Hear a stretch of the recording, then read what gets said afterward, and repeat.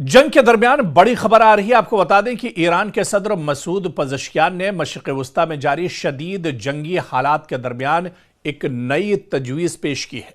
जी हां, मसूद पज़ेश्कियान ने Islamic assembly of the middle east यानी इस्लामी मशावरती प्लेटफॉर्म की तजवीज़ पेश की है और इसका मकसद खित्ते के ममालिक के दरमियान सिक्योरिटी, मईशत, सकाफत और सियासी ताउन को दरअसल मजबूत बनाना है।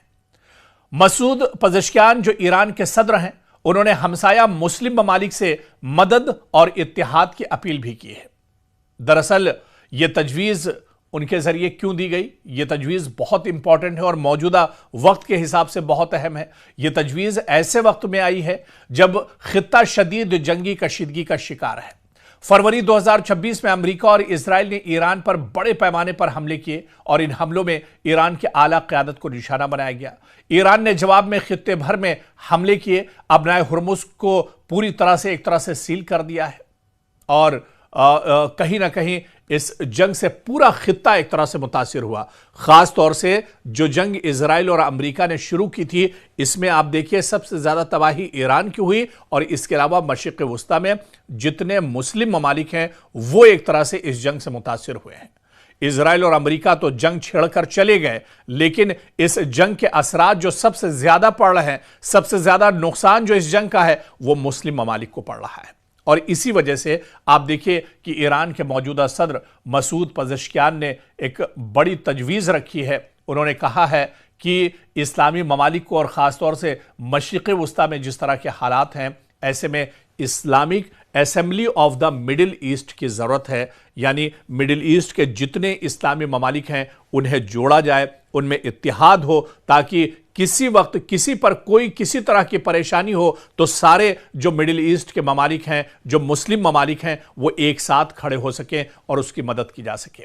हालांकि ऐसा नहीं कि मुस्लिम ममालिक का कोई प्लेटफॉर्म नहीं है। आप देखिए कि IOC इंटरनेशनल मुस्लिम ऑर्गेनाइजेशन पहले से एक तरह से मौजूद है, लेकिन वो इतना कारकर्द नहीं है। इसी तरह से आप यूरोपियन यूनियन की बात करें, यहां पर मुस्लिम देश तो नहीं है, लेकिन जो यूरोप के अलग अलग ममालिक और कंट्रीज हैं वो इसमें एक तरह से शामिल हैं। एक दूसरे के सुख दुख में शामिल होने के लिए इसका इस्तेमाल किया जाता है। नेटो ममालिक हैं एक तरह से, और ब्रिक्स ममालिक इसी तरह से हैं। तो ये अलग अलग समूह और अलग अलग ग्रुप इस तरह से बने हुए हैं। इसी तरह की एक तजवीज़ अब ईरान के सदर मसूद पज़ेश्कियान ने दी है कि खित्ते में जिस तरह के हालात हैं, इसको देखते हुए Islamic assembly of the middle east बननी चाहिए, ताकि मिडिल ईस्ट पर अगर किसी तरह की परेशानी आती है, मुस्लिम ममालिक पर अगर किसी तरह की परेशानी होती है, तो यही Islamic assembly of the middle east ये आपस में सर जोड़कर बैठ सकते हैं, ये खड़े हो सकते हैं और इनमें इत्तिहाद के लिए, एक दूसरे की हिफाजत के लिए, एक दूसरे की मदद के लिए इस्लामिक असेंबली दरअसल बहुत ज़रूरी है। और इसी वजह से उन्होंने इस वक्त पर Islamic assembly of the middle east की ज़रूरत पर एक तरह से फोकस किया है। लेकिन क्या ये इतना आसान है?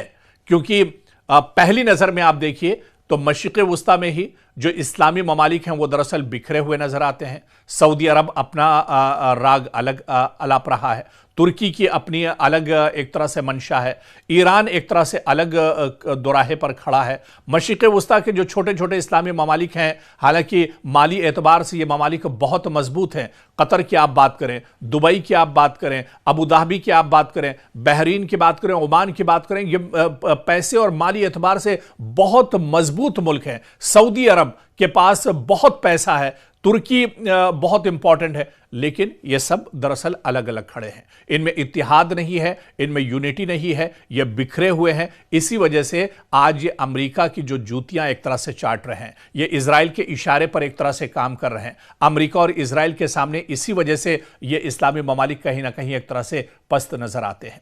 तो ऐसे में मसूद पज़ेश्कियान ने जो मशवरा दिया है कि मिडिल ईस्ट के इस्लामी ममालिक को बचाने के लिए, यहाँ की हिफाजत करने के लिए, एक दूसरे के दुख दर्द में शामिल होने के लिए Islamic assembly of the middle east बनाने की तजवीज़ उन्होंने रखी है। लेकिन ये काम इतना आसान नहीं है।